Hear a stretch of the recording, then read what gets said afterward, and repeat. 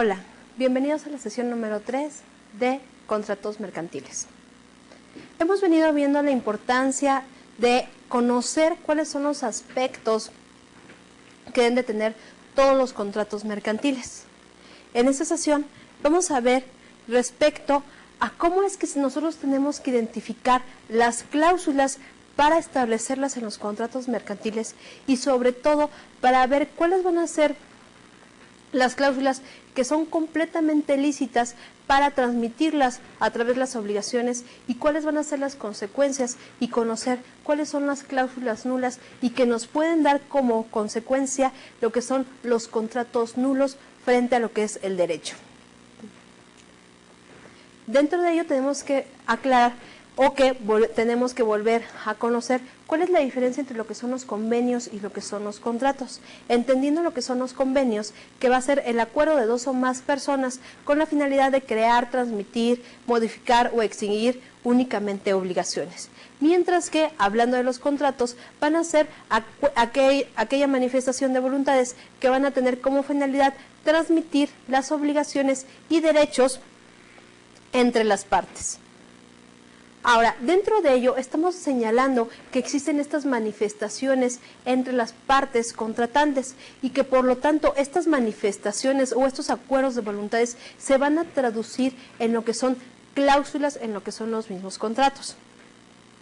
Recuerden que respecto a lo que son los contratos, cuando hablamos de esta formalidad, va a ser que todo aquello que las partes hayan pactado, todo aquello que las partes manifiesten que es su deseo acordar o celebrar dichas obligaciones, tiene que quedar por escrito. Y estas manifestaciones o este acuerdo de voluntades las vamos a conocer como cláusulas en los mismos contratos. Por lo tanto, veremos que el contrato es un instrumento para hacer circular la riqueza o en su caso la propiedad privada o facilitar el intercambio de bienes y servicios. Por lo tanto, a través de este aspecto normativo que nos señalan los contratos, es de vital importancia señalar cuáles son las formas en que las partes han convenido para manifestar estos intereses. Y por lo tanto, es aquí aclarar que las cláusulas que las partes deseen establecer pueden ser de manera que les convengan, pero por lo tanto se pueden establecer tantas cláusulas como los contratantes así lo manifiesten, pero que estas tienen que estar respecto a las características que las mismas van a señalar.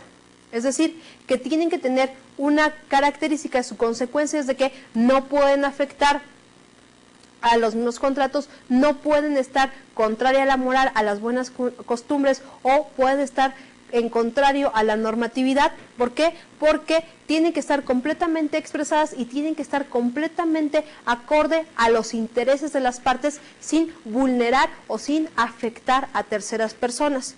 Por lo tanto, aquí las partes pueden establecer dentro de sus cláusulas tantas cláusulas como así consideren, pero que estas cláusulas tienen que estar respecto a los señalamientos que nos indiquen y que por lo tanto vamos a entender que existen tres tipos de cláusulas. En primer lugar tenemos a lo que son las cláusulas esenciales, las cláusulas naturales y por último lo que son las cláusulas accidentales. Vamos a ver qué significa cada una de ellas.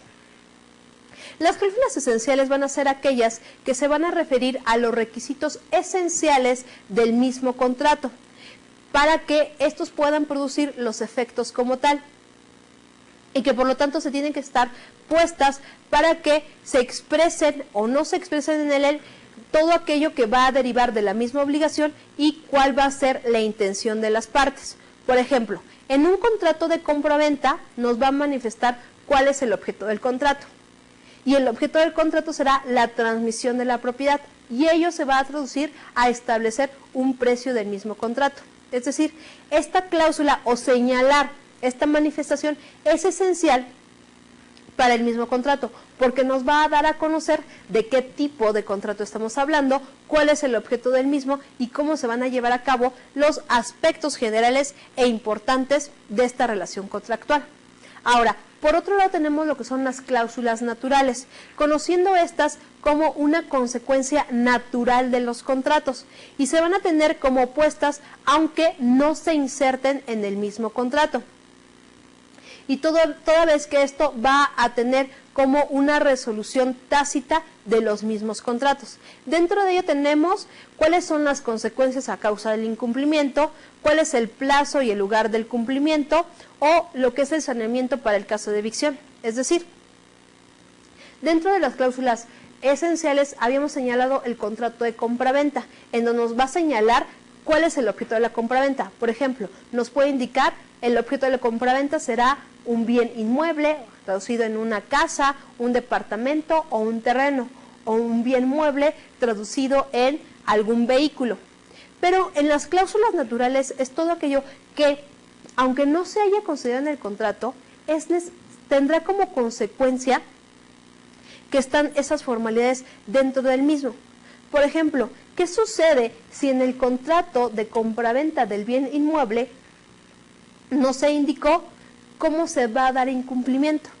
Por lo tanto, de manera natural, se entiende que el incumplimiento se dará en el caso de que alguna de las partes no cumpla con sus obligaciones, es decir, que no se entregue el bien o en su caso que no se pague el precio acordado. Estamos hablando que es el incumplimiento y que por lo tanto el incumplimiento será la terminación del mismo contrato, trayendo como consecuencia el pago de daños y perjuicios. Por otro lado, otra de las cláusulas naturales que se tienen es el plazo y el lugar del cumplimiento. Si no se indica lo que es en el mismo contrato, tenemos algunos contratos que son sinalagmáticos, es decir, que se llevan a cabo en el momento de su celebración. En ese momento se está dando el cumplimiento del mismo contrato, sin que se tenga que establecer por escrito cuál va a ser el tiempo o el término para ese cumplimiento de lo que es el mismo contrato. Por otro lado, también tenemos lo que son el saneamiento y evicción.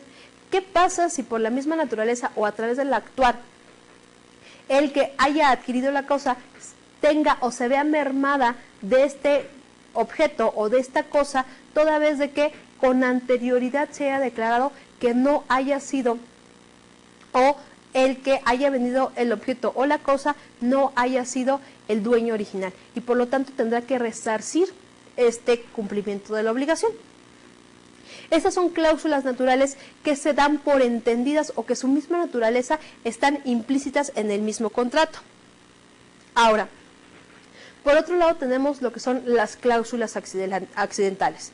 Y dentro de las cláusulas accidentales vamos a entender que son aquellas que las partes pueden poner sin que cambie la esencia del mismo contrato.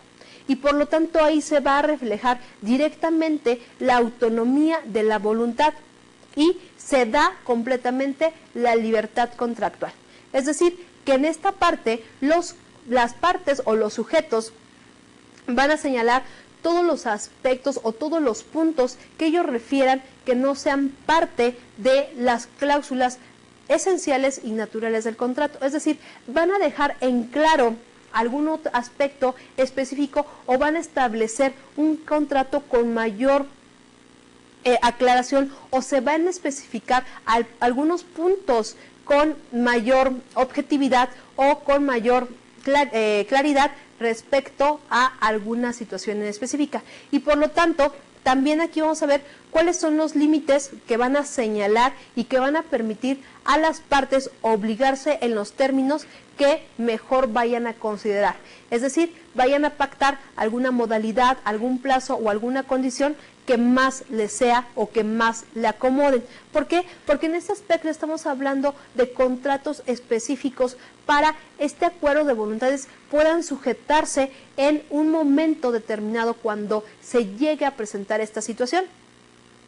Por ejemplo, aquí en las cláusulas accidentales podemos tomar en cuenta lo que son aspectos en cuanto a lo que es la propiedad industrial.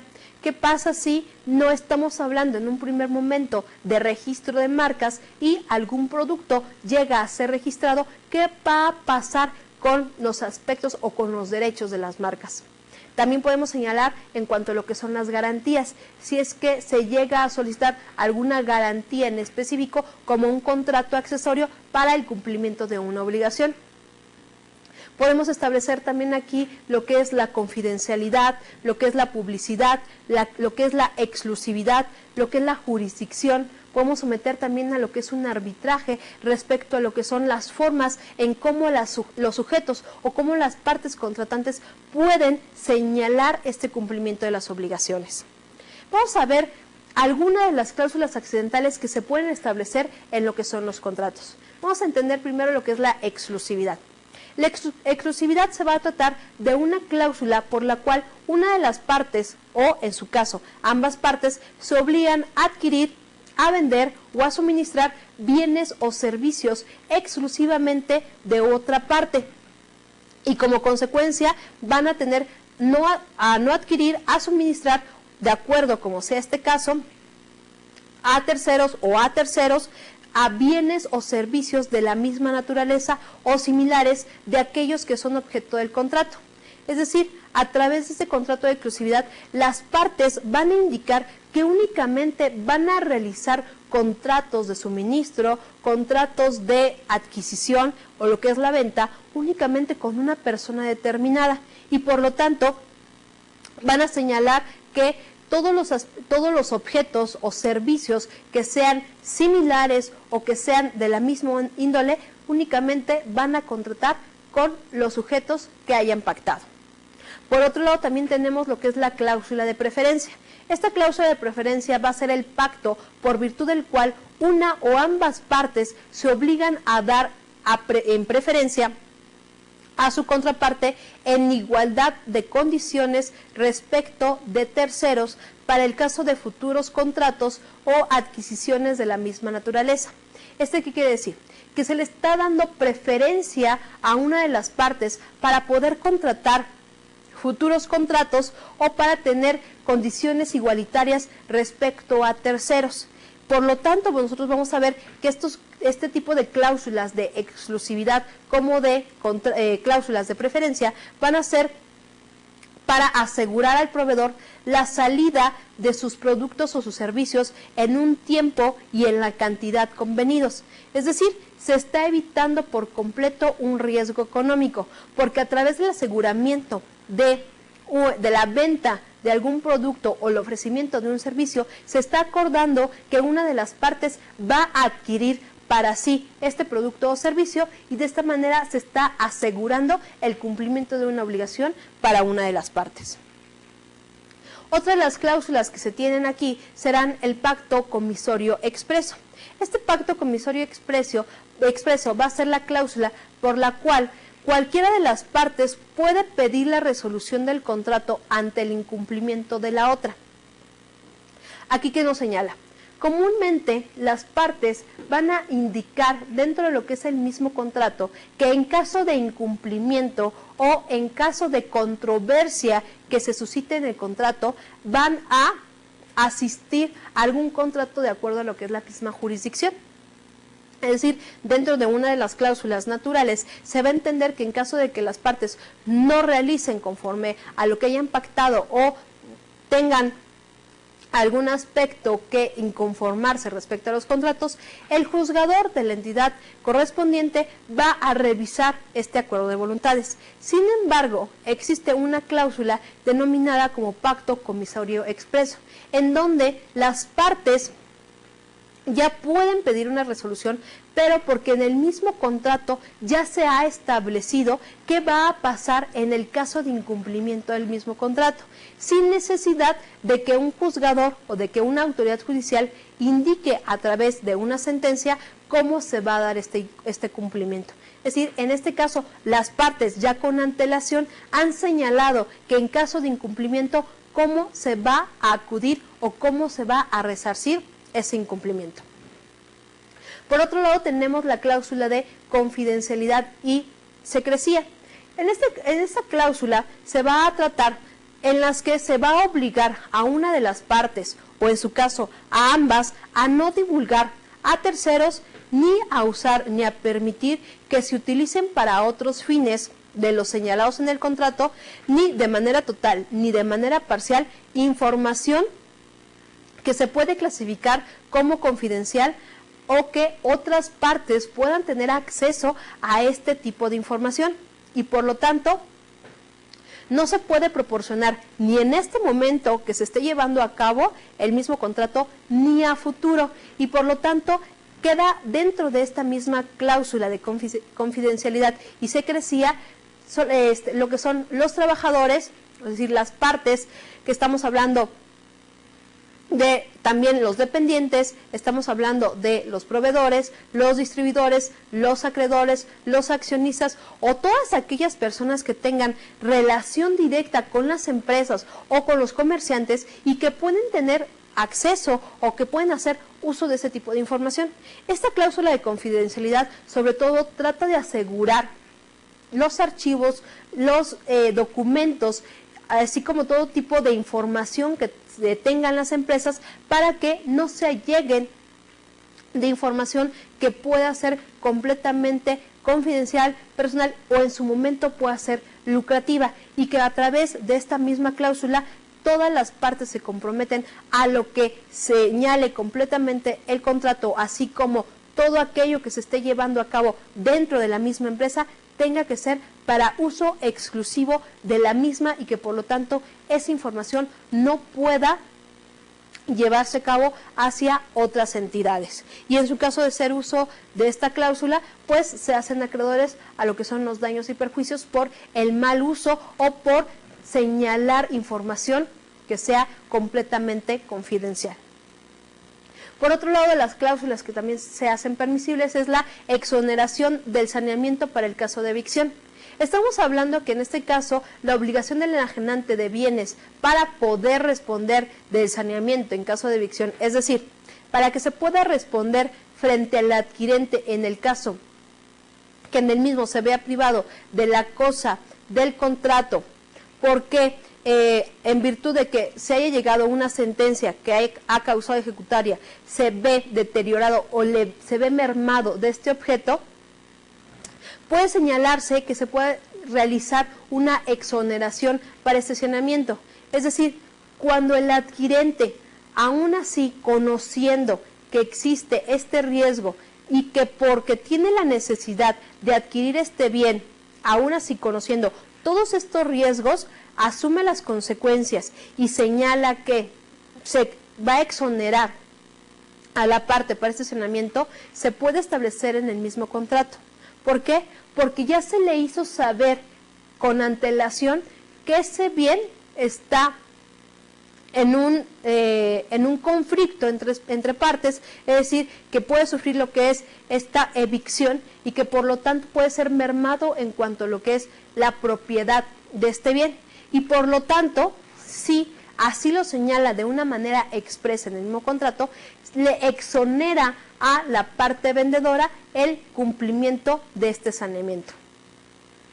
Por otro lado, otra de las cláusulas que se pueden establecer es la precuantificación de daños y perjuicios.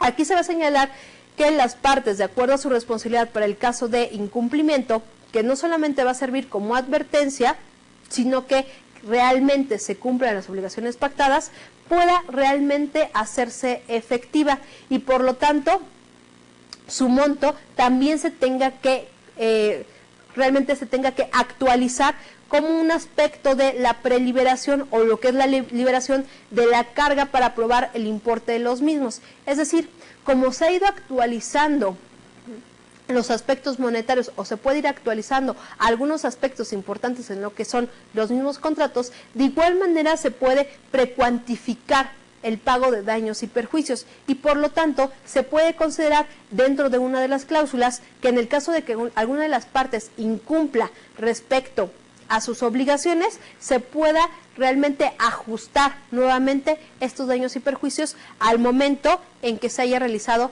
o no realizado alguna obligación correspondiente.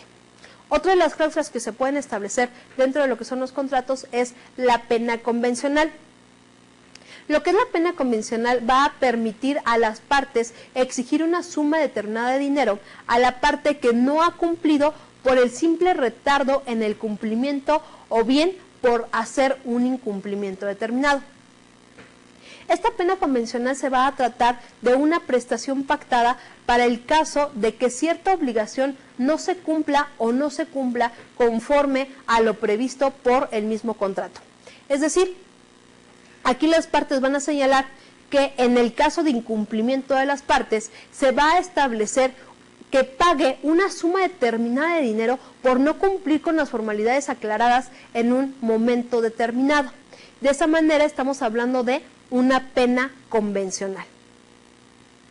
Otra de las cláusulas que se hace efectiva dentro de lo que son los contratos es la cláusula de indización. Esta cláusula de indización va a emplear se va a emplear como un patrón de referencia, es decir, se va a determinar para el quantum o para el quantum que se ha de pagar con el deudor o hacia el deudor a través de un índice determinado. En esta cláusula se tiene que establecer una base completamente o una cantidad base y por lo tanto se le tiene que pagar al deudor un reajuste correspondiente que va de acuerdo a lo que es la alza que se va a experimentar en un índice pactado con lo que es la fecha acordada y en cuanto a lo que es el cumplimiento del pago. Sobre todo este tipo de cláusulas de indización nos van a hacer como referencia para evitar lo que es la inflación. Un ejemplo de ello tenemos para el caso de los contratos de cuando se indica que el contrato va a sufrir algún reajuste en cuanto a lo que es el precio pactado, se puede señalar cómo se van a determinar estos ajustes. Y en este caso se va a señalar un patrón de referencia. En el caso se puede señalar el Índice Nacional de Precios al Consumidor, que nos va a indicar cuánto porcentaje puede incrementarse de un año hacia el otro para el pago de una obligación correspondiente. Por ejemplo, se puede indicar, para el caso de realizar la prórroga del contrato, se aumentará en razón a el Índice Nacional de Precios al Consumidor o en razón a alguna tasa que se pueda hacer en referencia. O, por ejemplo, sufrirá el incremento que sufre la TIE, por ejemplo, la tasa de interés interbancaria, para el pago de alguna prestación debida. Ahora, otro de los puntos importantes que se puede señalar dentro de las cláusulas de los contratos es la cláusula de arbitraje. Y por lo tanto, aquí en esta cláusula de arbitraje, las partes van a convenir de una manera libre respecto al procedimiento para seguir para esta composición de lo que es el litigio o en su caso no hacerlo. Es decir, lo que es el arbitraje va a ser un método de solución pacífica a lo que son las controversias, pero en este caso este método de solución pacífica va a ser a través de una tercera persona, que en este caso la vamos a denominar árbitro.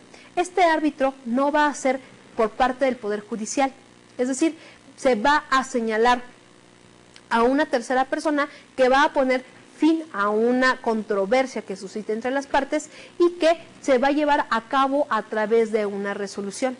Esta resolución la vamos a denominar laudo, es decir, vamos a indicar. Si existen dos partes, el sujeto A y el sujeto B, que realizaron un contrato y alguno de ellos incumple, quizá ambos acuerden o ambos en el contrato, dentro de unas de las cláusulas naturales, señalan que en caso de controversia puedan asistir ante los juzgados correspondientes, ante los tribunales correspondientes. Pero también dentro de la misma cláusula pueden señalar que para poner fin a estas controversias que se susciten entre A y B, en lugar de asistir a una instancia judicial, puedan asistir a lo que es un arbitraje y que por lo tanto la resolución que dé este árbitro la vamos a conocer como laudo, es decir, va a ser aquella resolución que ponga fin a esta controversia y que por lo tanto las partes deben de someterse a lo que este árbitro determine. Por lo tanto, aquí vamos a tener dos formas en cómo se puede llevar este arbitraje. En primera tenemos a través de una cláusula arbitral o por otro lado tenemos a través de un acuerdo arbitral. Cuando hablamos de una cláusula arbitral o una cláusula compromisoria, lo vamos a señalar como el acuerdo para someterse a la decisión de un arbitraje. Y este acuerdo va a estar dentro de un contrato, es decir, en el mismo contrato que efectúen las partes, se puede establecer una cláusula de compromiso o una cláusula compromisoria en donde las partes acuerden que ambas están dispuestas a someterse en un arbitraje en caso de algún desacuerdo. O por otro lado tenemos lo que es el acuerdo de arbitraje o compromiso arbitral. Y en este caso lo vamos a conocer como el acuerdo independiente por el cual las partes deciden someterse a un arbitraje todas o algunas controversias determinadas que hayan surgido o que puedan surgir a través de lo que es el mismo contrato. Es decir, cuando estamos hablando de un acuerdo de arbitraje o, en su caso, de un compromiso arbitral, va a ser un contrato accesorio. ¿Por qué? Porque se necesita en primer lugar la celebración de un contrato para que, desprendido de este contrato, las partes señalen un nuevo contrato, en este caso un contrato accesorio, en donde van a indicar todos los compromisos o todos los acuerdos arbitrales y en qué casos y cuáles van a ser las formas de solucionar estas controversias que se hayan suscitado entre lo que son las partes. Esa es una de las importancias que tiene lo que es el arbitraje. ¿Por qué? Porque realmente es una de las esencias que va a tener el comercio, porque va a ser una forma de solucionar las controversias de las partes, pero a través de un principio que se denomina celeridad. ¿Qué quiere decir ello? A través de la revisión de estos desacuerdos entre las partes que la revise algún árbitro, se va a dar en un menor tiempo comparado con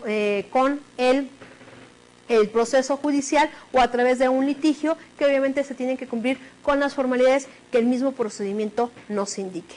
Ahora, conociendo lo que son las cláusulas que se pueden llevar a cabo dentro de los contratos, también tenemos que señalar algunas cláusulas que son de carácter nula, es decir, estas cláusulas no pueden establecerse dentro de lo que son los mismos contratos, toda vez de que son contrarias a la ley y a las buenas costumbres y que por lo tanto carecerán de esta aplicación frente a los terceros. Vamos a ver cuáles son estas cláusulas que tienen el carácter de nulas. En primer lugar, vamos a ver que tenemos todas aquellas estipulaciones de contrato por persona por nombrar. ¿Qué quiere decir en este aspecto? Es cuando alguna de las partes va a actuar por cuenta del sujeto no designado. Y esto nos va a señalar que la reserva es que se designe más adelante el nombre de quien va a adquirir los derechos y obligaciones.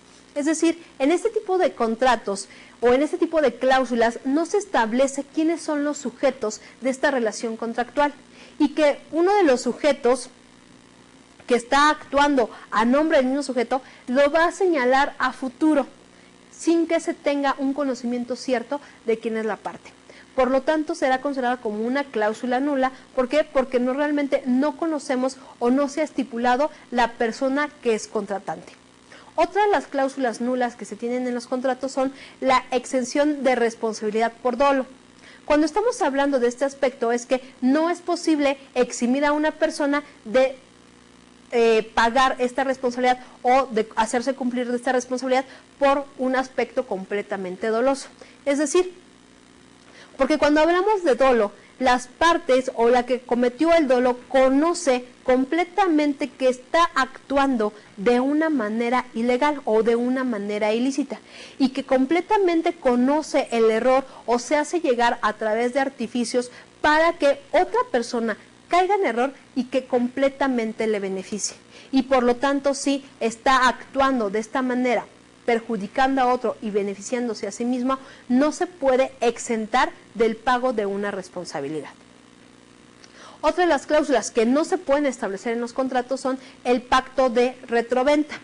Aquí señalamos como el pacto de retroventa es cuando se considera una promesa de venta de un bien inmueble que haya sido objeto de una compraventa entre los mismos contratantes. Es decir, que si una de las personas o una persona vendió su casa, no puede establecer que le va a vender su casa para que en 2 o 3 meses o en un término que señalen se la vuelva a vender.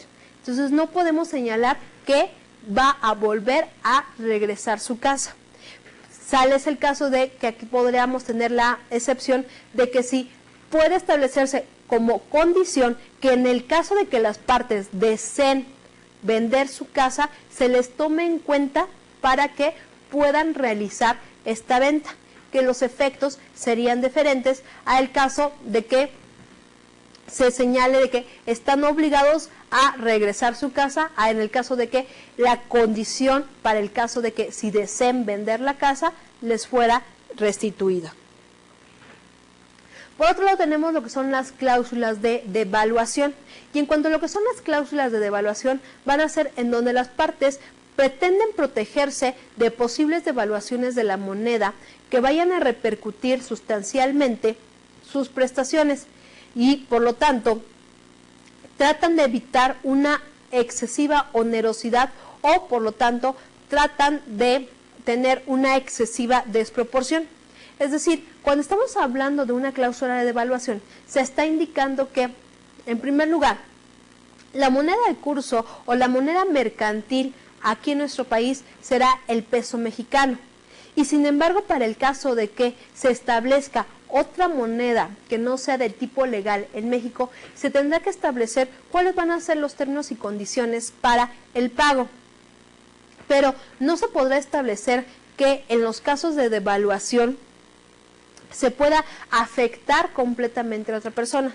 Se puede establecer, tal es el caso, conforme nos marca la ley monetaria, de que pueda pactarse que se pueda pagar el precio al tipo de cambio en cuando se efectuó o se realizó el contrato. Pero no se puede señalar en que se señale que se evite esta onerosidad o que se evite completamente una desproporción en cuanto a lo que es una devaluación.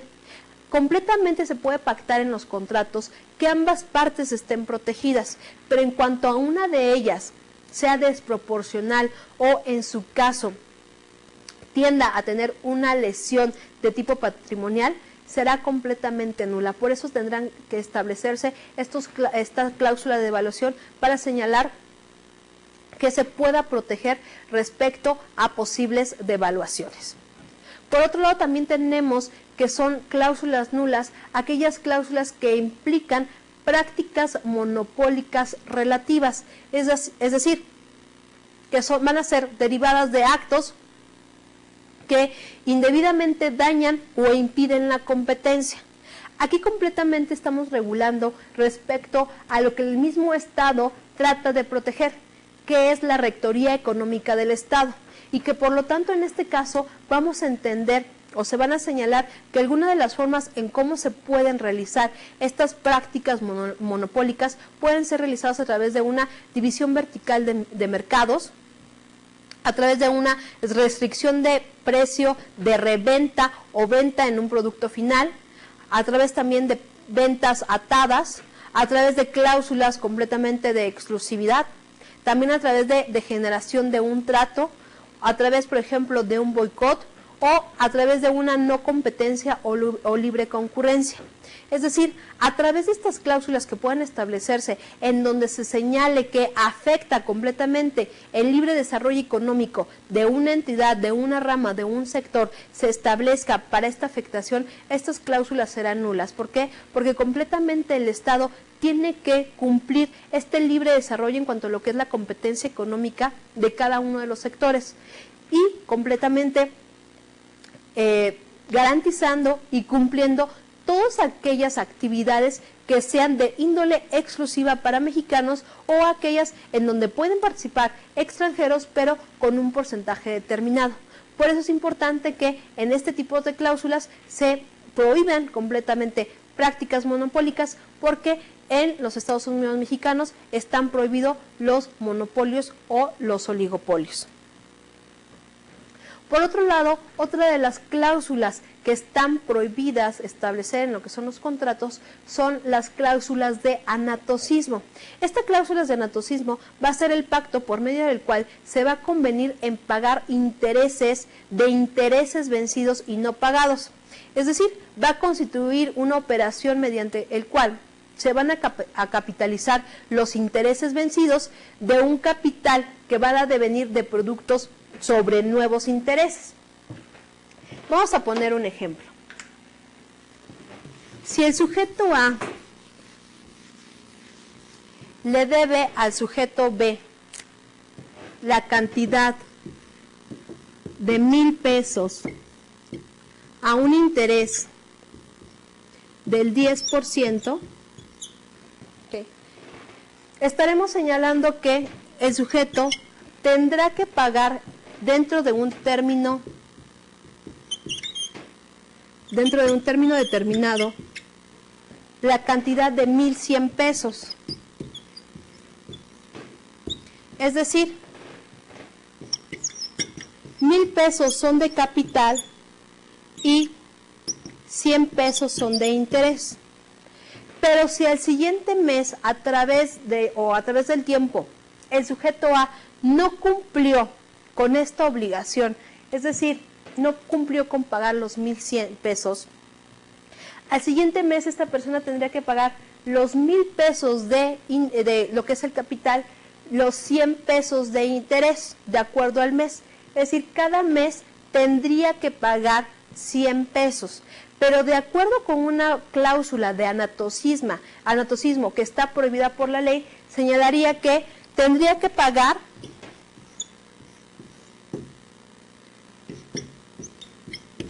el interés sobre los 1,100 pesos y así sucesivamente. Se va a ir incrementando la deuda. ¿Por qué? Porque los intereses los va a ir relacionando o los va a hacer capitalizables. En lugar de cobrar únicamente un interés sobre el capital, sobre lo que se prestó, y únicamente pagar los intereses respecto al mes correspondiente, está cobrando el interés sobre el capital, es decir, está capitalizando, está cobrando 1,000 más 100 pesos de interés, son 1,100, pero para el próximo mes, en lugar de cobrar 1,200, porque son 1,000 de interés, de capital, más 100 pesos de interés, más 100 pesos del nuevo mes, estaría cobrando 1,100 pesos más el 10% sobre el total de la deuda. Es decir, cada mes estaría globalizando la deuda de lo que es la suma de lo que es el capital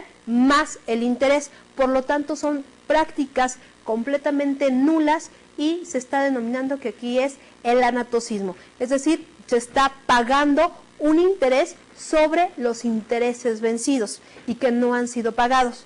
Por lo tanto, esta práctica es completamente nula. Los intereses tendrán que pagarse completamente a el día que se están llevando a cabo. Ahora, respecto a ello, tenemos que ver que existen contratos que son completamente nulas. ¿Por qué? Porque estamos hablando que existen cláusulas, es decir, manifestaciones o algún aspecto que las partes hayan acordado y quedan dentro de los contratos y que por su misma característica pueden llegar a ser nulas. También existen algunos contratos que pueden llegar a ser nulas por la misma esencia que tienen en cuanto a lo que es la manifestación del mismo contrato. En este aspecto vamos a ver que un contrato mercantil que es contrario a lo que es el orden público, a las buenas costumbres, a la moral y completamente a la legislación, no podrá cumplir ninguna obligación ni acción en juicio. Es decir, no se puede pedir el cumplimiento de algún contrato que esté fuera de las disposiciones legales aplicables por ningún medio, toda vez de que incumplió una primera formalidad o un primer requisito que establece la misma ley. No puede estar nada en contra de las disposiciones mercantiles o no puede haber ningún contrato que esté en contra de la misma buena costumbre que se lleva dentro de la misma sociedad. Por lo tanto, aquí vamos a ver un primer contrato nulo, que es un contrato consigo mismo. Es decir, van a ser aquellos contratos celebrados por una misma persona quien va a hacer o quien va a tener por su propio derecho lo que es el aspecto acreedor y el aspecto deudor, o que en su caso esté celebrando o esté llevando a cabo actos por otra persona. Es decir, ¿qué sucede si una persona le da un contrato de mandato o le concede un poder de dominio a otra persona para que lo represente en determinados actos? Y a través del uso de este poder realiza gestiones para sí misma. Ejemplo, si el sujeto A le concede un poder de dominio porque desea vender su casa, le transfiere un poder al sujeto B. Es decir, le da el poder para que pueda gestionar por él determinados actos. ¿Por qué? Porque el sujeto A se va a ir de viaje o no va a estar durante un tiempo determinado. Entonces, a través de ello, el sujeto B, teniendo ese poder, va a realizar ese mismo contrato de compra-venta representando al sujeto A, pero por otro lado va a ser el adquirente o el comprador el mismo. Es decir, que señale el sujeto A, el sujeto A que está siendo representado por el sujeto B, vende su casa, ¿okay?, A, y en lugar de señalar a otra persona, quizá a un sujeto C o a un sujeto diferente, señala, vende su casa al sujeto B.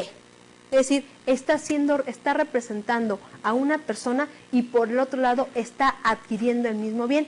Por lo tanto, está teniendo esa misma representación que está por cuenta de otro y por lo tanto estamos hablando de que son contratos completamente nulos. ¿Por qué? Porque tiene en este caso o está fungiendo en este caso como dos sujetos que están representados a través de la misma persona. Por otro lado, también tenemos cuáles son otro tipo de contratos nulos, que son los contratos en fraude de acreedores. Cuando estamos hablando de lo que son los contratos, estamos indicando que todo tiene que ser en beneficio de las partes y que no puede ser contrario a la moral, a las buenas costumbres o a la misma ley.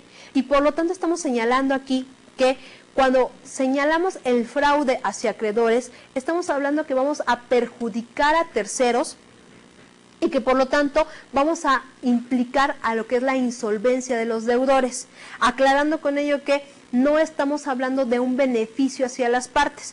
Por lo tanto, cuando estamos hablando de un contrato de fraude de acreedores, estamos señalando una simulación en lo que es un contrato y por lo tanto estamos afectando los intereses de más personas. Y no podemos señalar un contrato que sea en afectación o en perjuicio de los demás. Otro tipo de contratos que son nulos son la sindicación de acciones. Aquí cuando estamos hablando de la sindicación de acciones va a ser aquel convenio privado entre varios accionistas por medio del cual se van a comprometer a ejercitar derechos de socios conforme a directrices establecidas por la mayoría. Es decir, que las partes de una sociedad se hayan puesto de acuerdo para establecer sus votos de una determinada consecuencia. Es decir, que puedan afectar o que se vean de una manera relacionada hacia la afectación de lo que es la misma sociedad, pero sobre todo se vean influenciados por los intereses de demás partes o demás personas. Por lo tanto, en este caso estamos hablando de sindicación de acciones. Los accionistas o los socios de una sociedad no podrán establecer por escrito en cómo se van a obligar para realizar su voto en una asamblea de accionistas o en una junta de socios. Porque cuando estamos hablando que se están llevando a cabo este tipo de reuniones, cada uno va a manifestar lo que a su interés convenga y por lo tanto no puede dejarse manipular o no se puede dejar influenciar por la decisión o por la toma de decisiones de otras personas. En este caso podríamos hablar de que existe alguna violencia, en este caso de contratos, en donde repercute directamente hacia la toma de decisiones de una empresa. ¿Qué pasaría si en el caso de que a través de una asamblea de accionistas se determine la modificación en cuanto a los estatutos de la misma empresa y a través de que alguno de los socios establezca o le señale por medio de un contrato que si no da su voto de una manera determinada, afecta a los intereses y como consecuencia sea violento hacia él o hacia parte de sus familiares, no podrá efectuarse este tipo de contrato frente a alguna acción judicial porque completamente está en contra de la misma ley y las buenas costumbres. Otro tipo de contratos que son nulos en el derecho van a ser todas aquellas ventas de bienes dados en prenda sin transmisión de posesión. Es decir, cuando estamos hablando de contratos accesorios o que se estén dando bienes que van a garantizar el cumplimiento de una obligación, estamos señalando que únicamente están otorgando la posesión del bien, más no la propiedad o la titularidad del mismo. Y por lo tanto, únicamente se puede otorgar esta venta a través de lo que es la autorización del acreedor prendario. Un ejemplo de ello que comúnmente vemos es en el caso de el contrato, por ejemplo, de matrimonio, en donde a través de lo que es la sociedad conyugal, que son bienes mancomunados, cada uno de ellos, cada uno de los cónyuges es dueño del 50% de la titularidad de los bienes y para el caso de que desee venderlos necesita la autorización del otro cónyuge para poder realizar esta enajenación. Por ejemplo, en el caso de que se quiera vender algún bien inmueble, por ejemplo, una casa, si el cónyuge decide venderla y a través de lo que es la misma solemnidad, es decir, que se tenga que efectuar ante un notario público, se va a requerir también la autorización de la cónyuge para que pueda efectuarse el contrato, porque de lo contrario estaríamos hablando de un contrato nulo toda vez de que respecto a la titularidad de lo que es el mismo bien, son dos lo que son los acreedores respecto a dicho bien y no se puede realizar ninguna gestión respecto de algún producto que sean dos titulares. Otro ejemplo tenemos cuando algún objeto sea dejado en prenda o que sea una forma de transmisión de esa posesión. No se puede enajenar este bien toda vez de que se necesitaría la autorización del dueño de ese producto para poderlo gestionar, porque en este caso estaríamos hablando de que estamos efectuando un fraude y de que estamos hablando un abuso de confianza, toda vez de que somos poseedores temporales de un bien y únicamente lo tenemos para garantizar el cumplimiento de la obligación, pero no somos los propietarios del bien. Otro de los contratos que tienen el carácter de nulidad van a ser todos aquellos contratos que constituyan prácticas monopólicas, es decir, aquellos contratos que nos van a imponer algún precio de venta o bienes de servicios.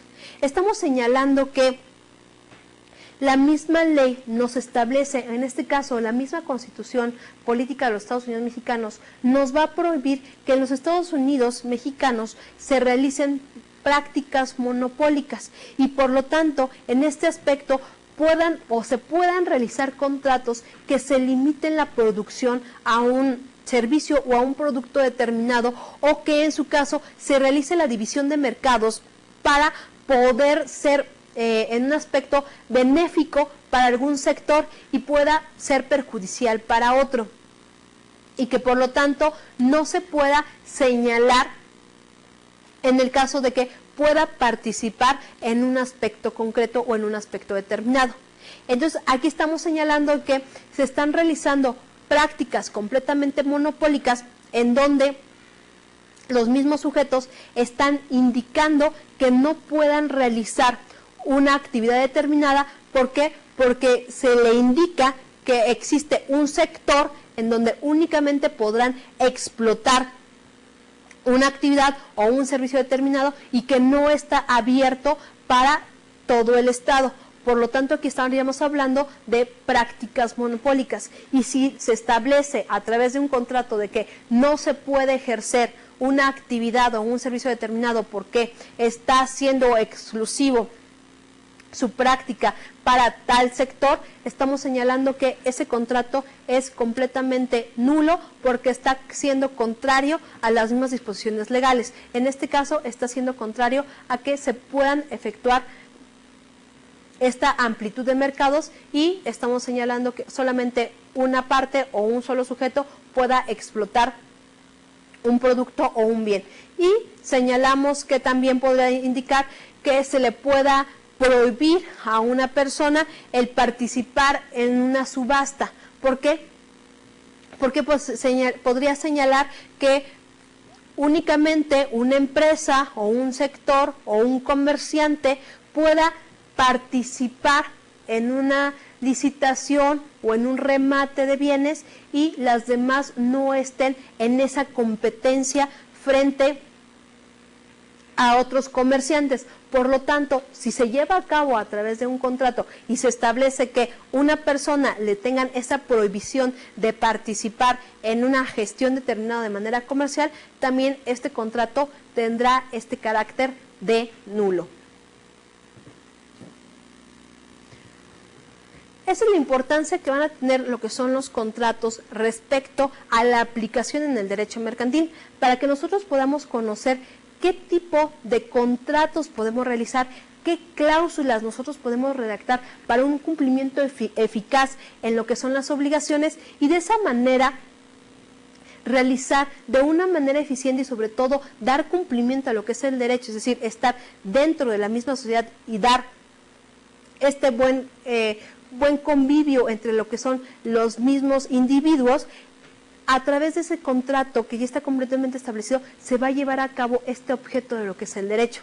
Esa es la importancia que vamos a tener en lo que son los contratos comerciales o en lo que son los contratos mercantiles. Establecer por escrito cuáles van a ser las formas y los términos que vamos a estar pactados, pero sobre todo, estas formas y términos como pactemos no estén contrarias o que en su momento puedan afectar a terceras personas o puedan estar contrario a lo que las mismas disposiciones apliquemos. Esto nos va a llevar como consecuencias cómo se puede aplicar estos contratos en un aspecto nacional así como internacional y cómo es de que nosotros podamos establecer estas cláusulas de una manera formal en cuanto a lo que es la eficacia de lo que es un contrato. Es decir, cómo nosotros vamos a redactar un contrato mercantil hacia lo que son los sujetos que nosotros estemos conviniendo. Recuerden, por favor, estar completamente en contacto a través de las tutorías para cualquier duda que tengan respecto a lo que es la sesión. Muchas gracias.